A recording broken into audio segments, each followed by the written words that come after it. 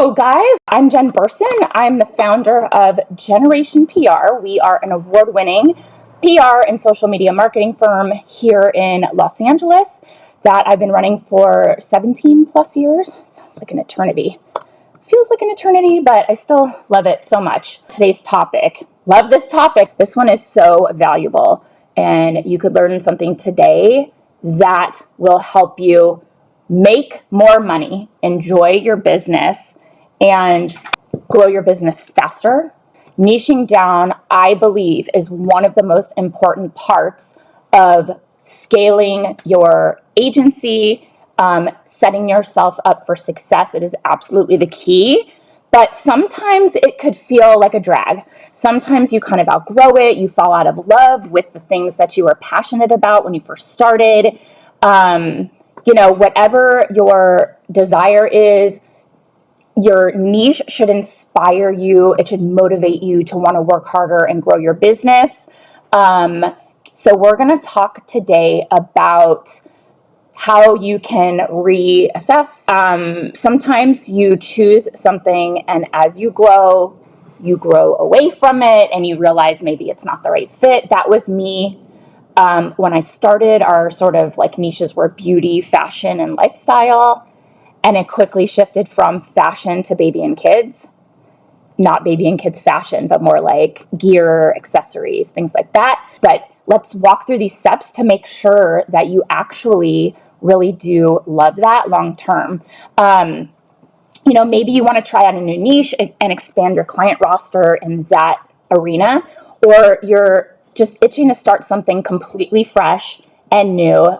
So no matter how long you've been doing PR, I know that when you're looking to shift and try a new niche, it can be intimidating. So I have some strategies. These are my best strategies for branching out into a different industry, starting over from scratch in a new niche. And I have to say, we're not exactly starting from scratch, because you have all of your experience, your contacts, you have your body of work that you can leverage, which is my first tip, is when you branch out of your niche, you want to leverage your existing experience as much as you can. So if you have spent a lot of time and parts of your career and a lot of energy securing wins for your clients in your current niche, that experience, those contacts, those results don't just disappear because you're switching things up. Your successes are your successes no matter what. So you can take any experience, any results that are adjacent to your goal niche. Let's just call it that, your goal niche. It's like where you want to pivot into. And you can leverage that when you're connecting with possible clients. So it shows that you secure press, you get outcomes, you place, features that are compelling, and maybe some of the contacts overlap. And again, think about how your media contacts have already branched out. This is important. We have to constantly revisit our media list, because journalists are usually covering multiple beats, and they're definitely doing so right now. They're branching out because they have to. It's just the way that things are shifting in the media right now. They're writing for more places. They're securing more placements. Maybe it's not as profitable as it was, so they have to do more volume. That's one piece of it, is that they are covering, maybe they have an expertise in like the food space or hospitality, but they're writing for multiple outlets. Freelancers are writing for multiple outlets. So you want to take a look at your contacts' most recent features. What pieces have they written? So there will probably be quite a bit of overlap between your current niche and maybe one that you're aiming to branch out into. And this is especially true for niches that are already pretty connected. So like beauty and cosmetics and fashion, or business and finance. So there are certainly, like with my niches like baby and kids and beauty and cosmetics, you'd be really surprised, because the baby and kids side overlaps really well with beauty and cosmetics, because There is a strong tie-in to lifestyle. We have a lot of millennial moms that are super stylish that want the coolest baby gear, and now you're pitching these lifestyle influencers and lifestyle media outlets your beauty and cosmetics products and your baby and kids products, because if that editor is pregnant or we have a breast pump, if they're nursing, they might cover the pump and, something related to skincare or hair care. You'd be surprised. So those contacts we're able to leverage across the board. See if you have a contact that is writing for a niche that you want to work in, and then use that existing relationship as a starting point to land press in that area. And if there's a journalist that you have a great relationship with who doesn't write in your goal niche, ask if they can connect you with somebody at their publication or an outlet that they contribute to who do cover, or who does, if it's a single person, cover topics on your niche. And that referral can help give you a credibility boost, because you're, showing that you have great relationships with journalists. They trust you as a source. It's all positive. And again, utilize your network as much as possible. So like I said, you're not starting from scratch. You still have your contacts, your network, anyone you've ever worked with. So go through your professional network and your client roster and see if you're connected to anyone that is in your goal niche or who has worked in it before. And they may be able to put you in touch with media contacts or give you advice on what journalists or editors are looking for when they're considering stories on that topic, because they have experience. Reach out to them and see if you can chat about the industry for a bit. And you can ask them questions like, what do you love about working in this industry? How has it changed since you've been working in it? Like when you checked into it, what evolution have you seen? What are some of the challenges that you face when you're pitching in this niche? Like how many outlets and key players do you kind of have to keep track of? Are there a lot? Are there a lot of changes that happen? You'll get a better sense of what the niche is really like, and you can see if it's right for you. So that is if you're choosing a niche. Those 3 tips are if you are sort of branching out from where you are. Here's how you can choose an entirely new niche. So if you're switching your focus completely, it's likely because you fell out of love with it, or you were in an industry that just wasn't the right fit from the start. If you kind of started working maybe at an agency or on your own in a certain industry with certain types of clients, and you quickly were like, nope, that was me in fashion. I was like, this is not for me. Love fashion, but don't love working in it. For so many reasons.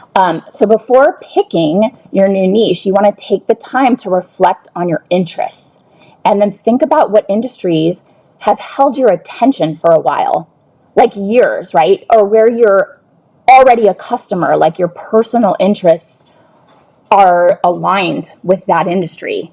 Because fleeting interests and novelty ideas, they're not the right starting point here.